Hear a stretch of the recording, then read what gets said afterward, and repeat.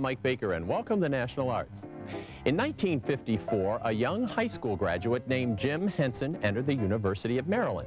There he met his future wife, Jane, in a puppetry class. From these auspicious beginnings began a remarkable show business career that was to bring the Hensons fame and recognition the world over. On this program, we'll return to the University of Maryland where it all began for a special exhibit titled The Vision of Jim Henson. We'll also take a look at a companion exhibit from the Public Television Archives. This exhibit is called The Vision of Jim Henson, and what it does is it really traces his work from basically his early days in high school in the area all the way through to things he was working on when he passed away in 1990, and even further going on with what Brian Henson and some of the Henson people have continued. It's got history, but it's also very much alive.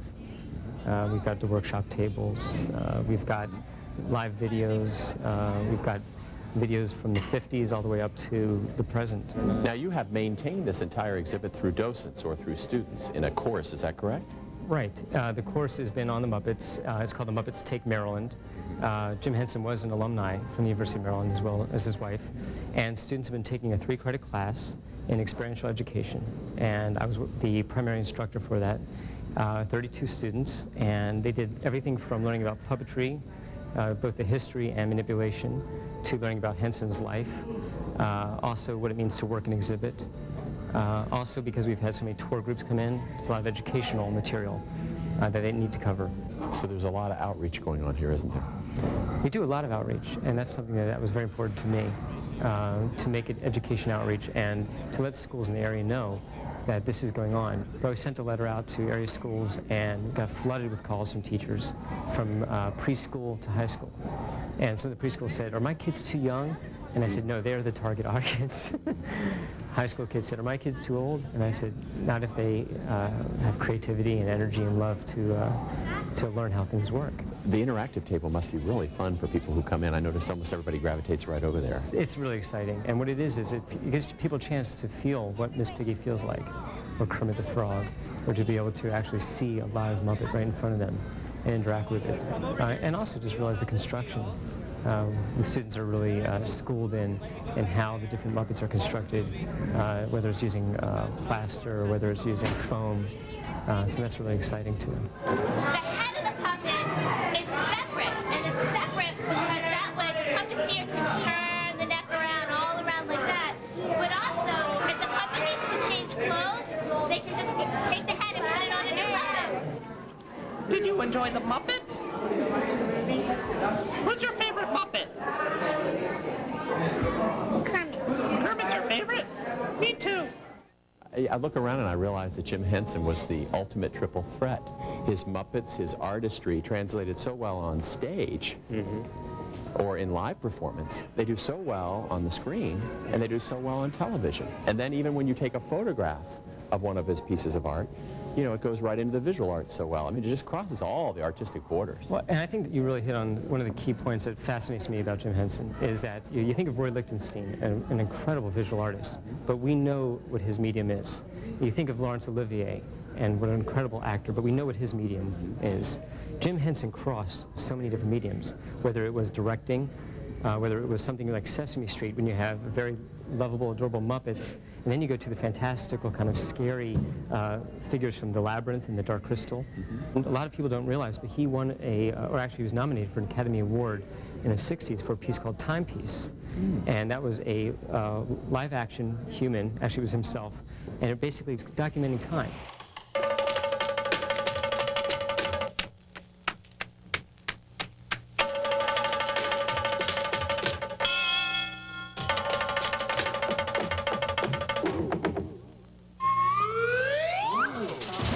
Philippa, we're in the workshop area. What goes on here?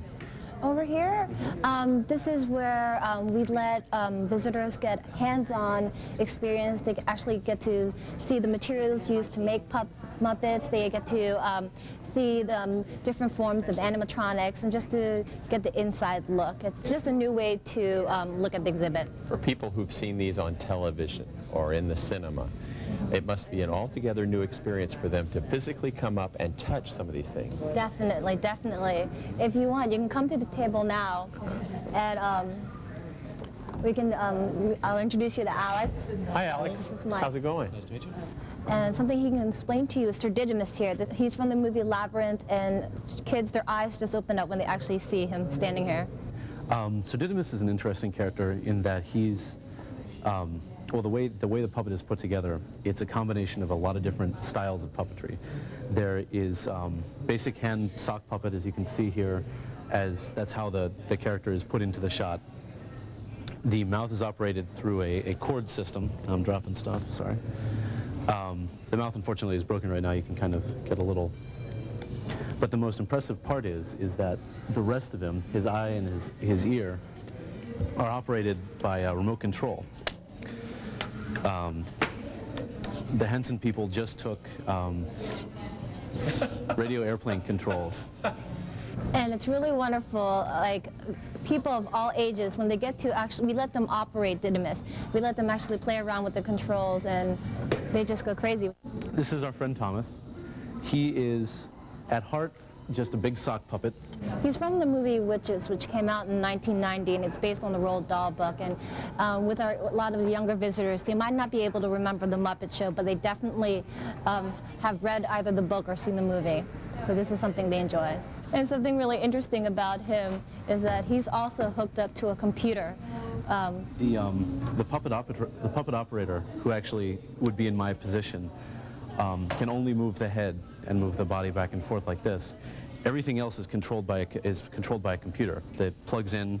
There are probably 4 to 5 other remote controls. And they operate the hands, and they operate the arms, and they make the nose twitch, and make the eyes blink, and make the ears go, and make the mouth move. But Carol Spinney's only 6 feet tall. So how do you think they make Big Bird 8 feet tall?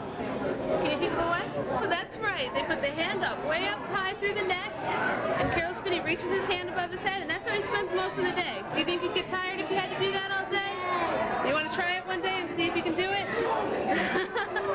And so then with his left hand, he works the left hand. So you might notice next time you watch Sesame Street that Big Bird's left hand, anytime he picks something up, he does it with his left hand.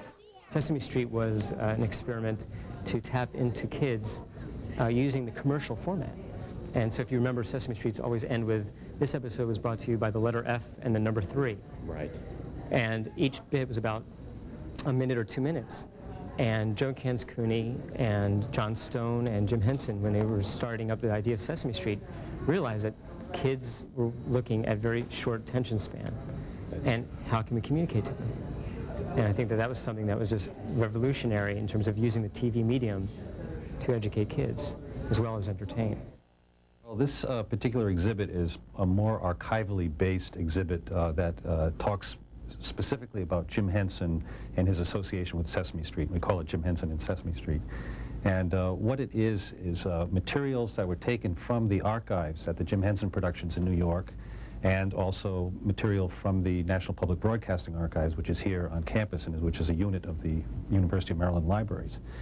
And what we did was to decide to tell more of the story of Jim Henson's creative genius as it came into contact with and converged with the concept of Sesame Street, which was Joan Gans Cooney's idea that she put together in about 1968-69. The King of 8, everybody remembers that.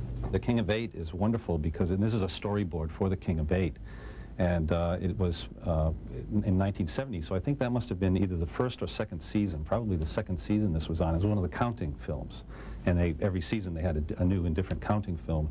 And the King of 8 is hilarious because, for one thing, it's a rap song, long before there was rap, long before it was popular. And we have the storyboard here, and it's a picture of Henson actually moving the puppet. And we do also have a clip of the King of 8 that we show on a video monitor here in the exhibit. In those windows are my daughters. Show yourselves, my dears. 1, 2, 3, 4, 5, 6, 7, 8. Each daughter has a silver crown with 8 jewels going round. 1, 2, 3, 4, 5, 6, 7, 8. So I love 8. 8 is great. 8 is the number I do not Wait, important news comes from the Queen, a new baby, and I have seen that she is well and doing fine. Good grief, it's Princess number 9. And of course, the original sketches of Big Bird and how Jim had hoped to manipulate that particular puppet. Yeah, an original idea was of a human-sized bird puppet where the hand would be the head, came from his earlier work in advertising. And he had an idea for a puppet called a gourmet bird, and it looks like that's what eventually evolved into Big Bird. We do have viewer mail over here. Most of it is complimentary. You have kids who are sending birthday cards to Cookie Monster, and kids drawing pictures of Bert and Ernie, and also kids asking some of them to stop by the house sometime for a party, and that's always nice.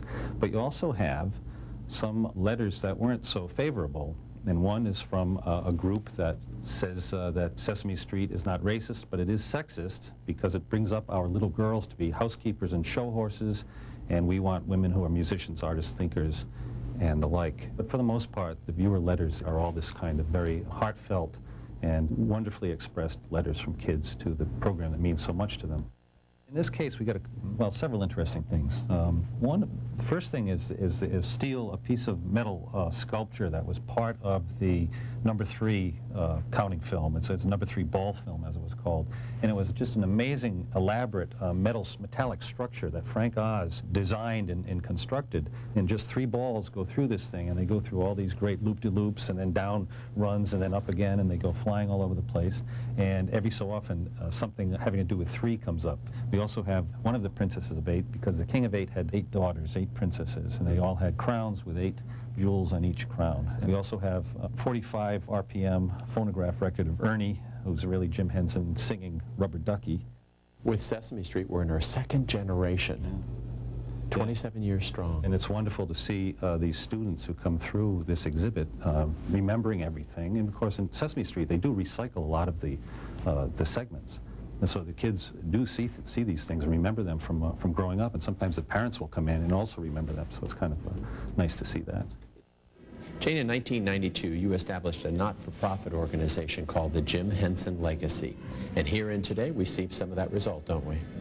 Yes, well, we've been wanting to bring some of Jim's work out to places, bring it to the public, and of course we go where we're invited, and the University of Maryland invited us to come here for a series of films on their beautiful big screen that they have in their theater, and to show a lot of the puppets and a lot of Jim's original artwork, and it was wonderful that they invited us. And you both had a rather offbeat approach to puppetry, as you describe it. Yes, I guess it was offbeat, though, and we had the opportunity of being on the air quite young. Actually, Jim started in high school. I think there was probably a puppet club in high school, and had the opportunity to start puppets.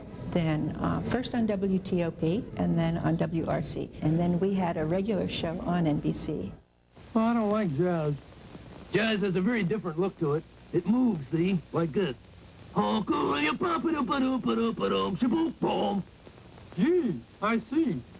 Yeah, and here's where it can get dangerous. Why? That doesn't seem very dangerous to me. Well, jazz tends to linger, and you can't get away from it. You go this way, or you go this way, and it stays right with you. Oh, it bugs you then? Not bad.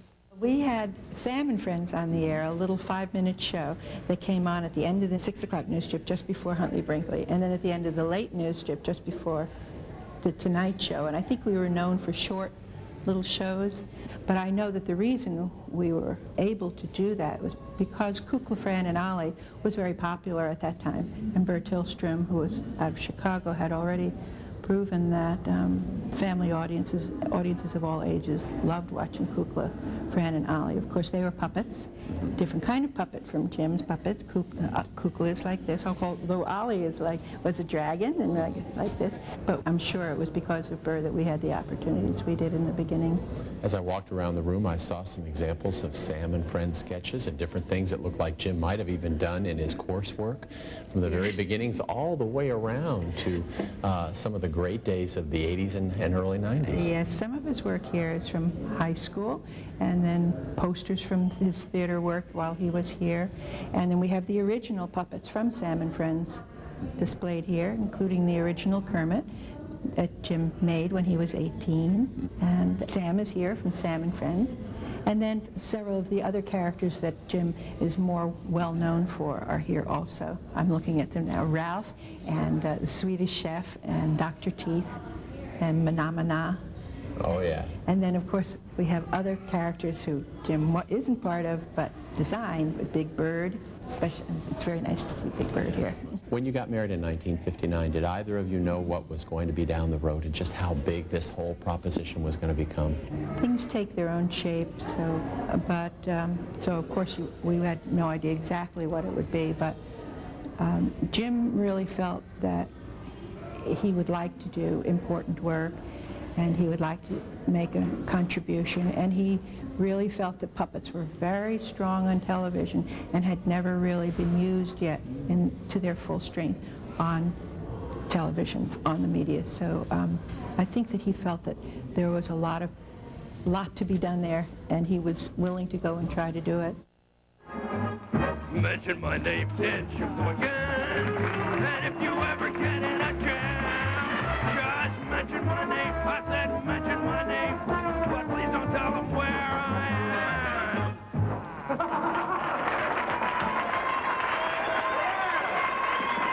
The variety shows were very encouraging early on. Jimmy Dean's show, of course, even Ed Sullivan.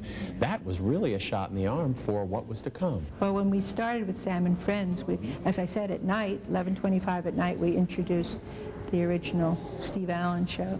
And then it was Steve Allen who invited us up to New York to then be on his Sunday show, and that was our first network appearance. And once you're on to those shows, then we did the whole circuit. And then we were on Ed Sullivan, I think about 25 times, quite a few times during the 60s.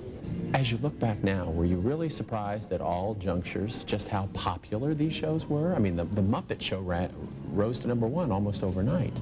I think the Muppet Show was a surprise, although Jim had been trying to get it on the air for about 8 years. So by the time it actually got on the air, he himself,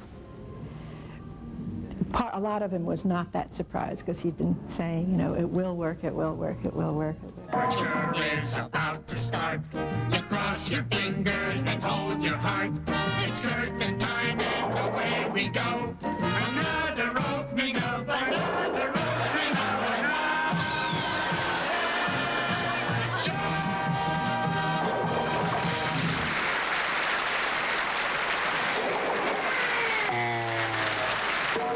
I think Jim was really just a well of ideas, and he loved generating ideas with other people. He found that was the real delicious part of life. And all of us have ideas, but Jim had a way of working with them in a way that had everyone willing to bring these things to life. When I watch the films, especially Dark Crystal and Labyrinth, that so many people were so willing to get these things to work and have them happen.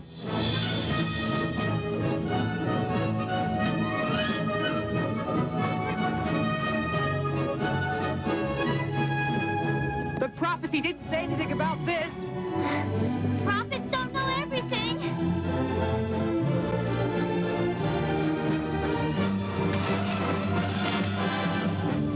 I know here at the university, I've been so pleased that the Dark Crystal and Labyrinth have been received so well by the students, and that there's a great deal of interest in the fantasy films that Jim made with Brian Froud. I'm really delighted at that. The fantasy films are for all time. Yes, I know Jim would have liked very much to go on and made more films like that.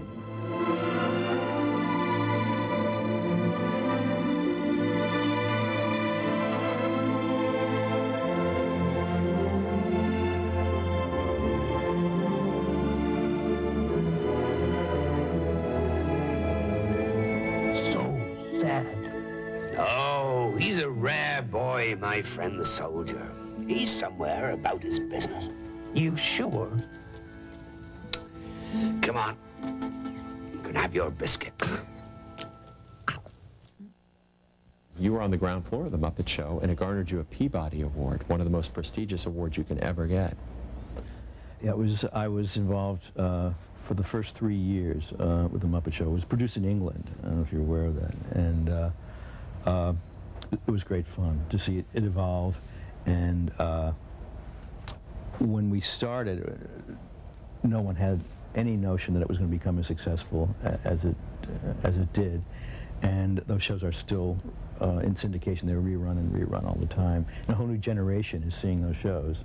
And when you look at them now, I mean, the great thing is that they really don't date. And the characters are classic. And Jim was just a genius, and one of the only true geniuses I've ever met in my life, met or worked with.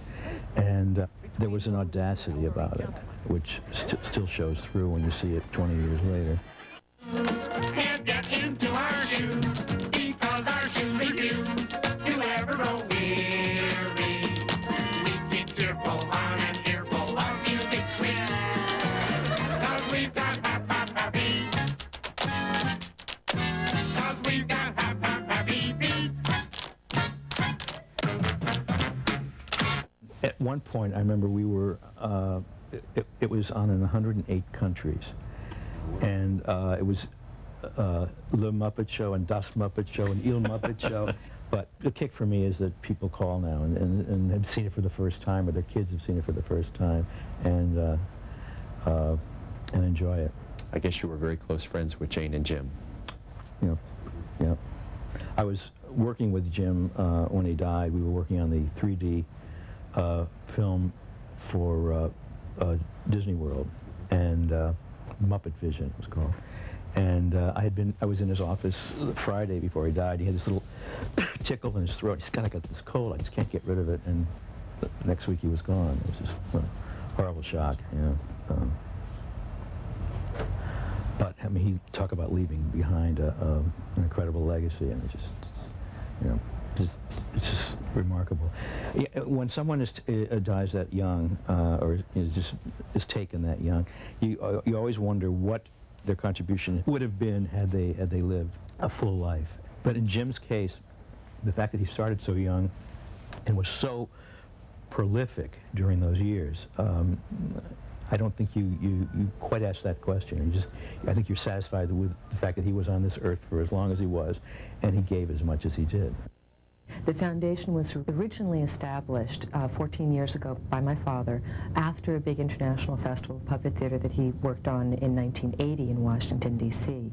And it was the first time that there had been a big international festival in the United States. He set up the foundation to really encourage younger artists here in the United States to create their own work, to create innovative contemporary work that would then be on par with the international companies.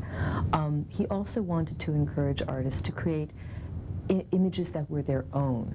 There are a lot of artists at that time that were receiving pressure from producers to imitate my father's work, to do work that was Muppet-like. Mm-hmm.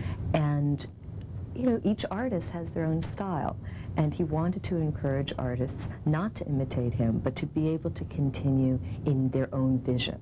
And that was really very important to him. He'd always been a part of the puppet community and very encouraging of people in the puppet community, and he wanted to keep that going.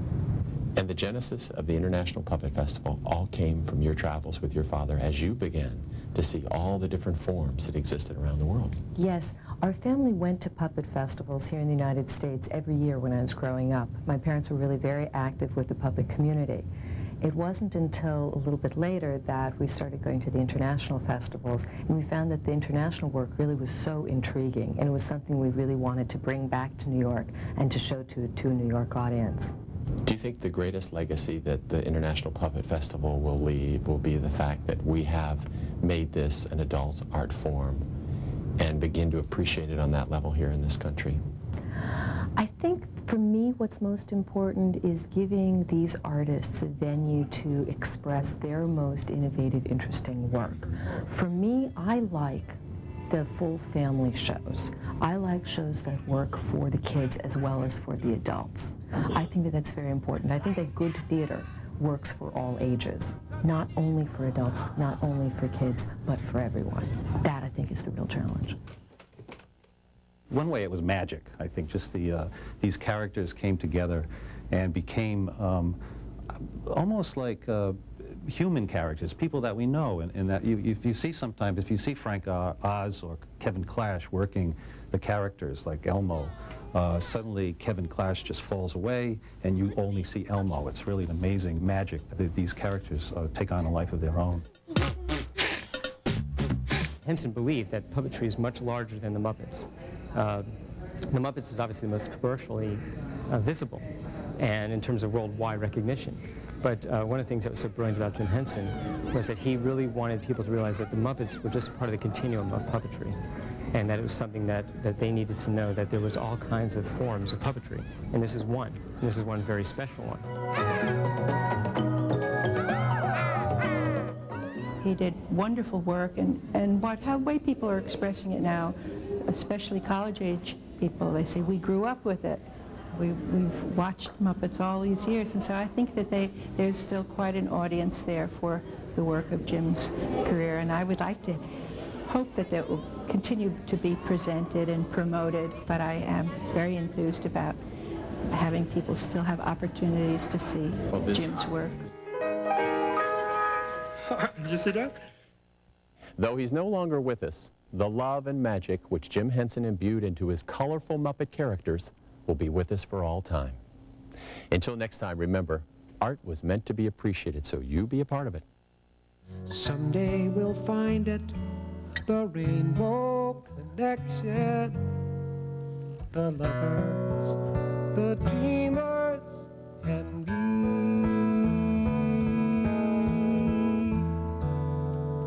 Now have you been half asleep? Have you heard voices? I've heard them call my name. Is this the voice that calls to young sailors? I think they're one and the same. I've heard them too many times to ignore them. It's something I'm supposed to be. Someday we'll find it, the rainbow connection, the lovers, the dreamers, and me.